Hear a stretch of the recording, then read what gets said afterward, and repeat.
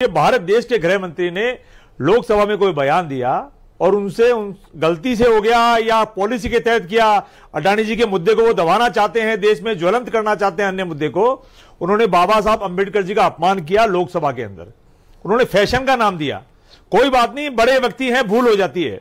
अगर भूल हो गई है तो भूल होने के बाद सॉरी बोल देने से, माफी मांग देने से कद छोटा नहीं हो जाता है।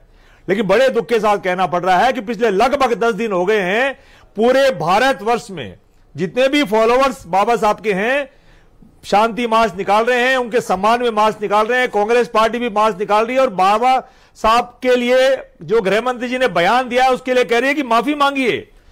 अरविंद जी, कोई व्यक्ति माफी मांगते हैं छोटा हो जाता है, बड़ा होता है। जमीन खिसक रही है कांग्रेस की, कांग्रेस का वोट बैंक खिसक रहा है, इस वजह से इस मुद्दे को पकड़ रहे हैं। संविधान का मुद्दा नहीं चला, आरक्षण का मुद्दा नहीं चला, इसलिए अब जो है कांग्रेस बाबा साहेब के नाम को लेकर अपना वोट बैंक मजबूत करने की कोशिश कर रही है, वापस लाने की कोशिश कर रही है।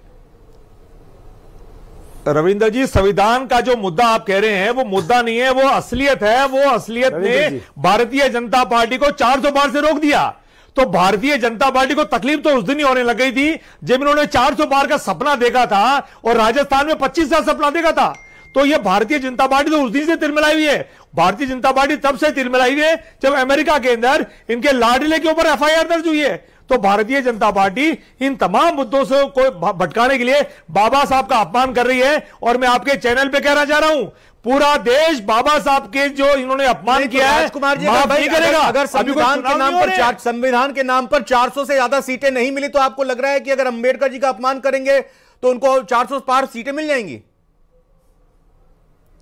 मैं कह रहा हूं अभी आप देखिएगा, अभी कोई चुनाव का वक्त नहीं है। जब चुनाव आएंगे तो भारतीय जनता पार्टी को ये जो बयान दिया ना गृह मंत्री जी ने, ये उस वक्त याद आएगा। और हम आपको फिर कह रहे हैं, देश के गृह मंत्री से अपील कर रहे हैं, निवेदन कर रहे हैं, बाबा साहब के सम्मान में या अपमान में जो शब्द आपने कहे हैं उनसे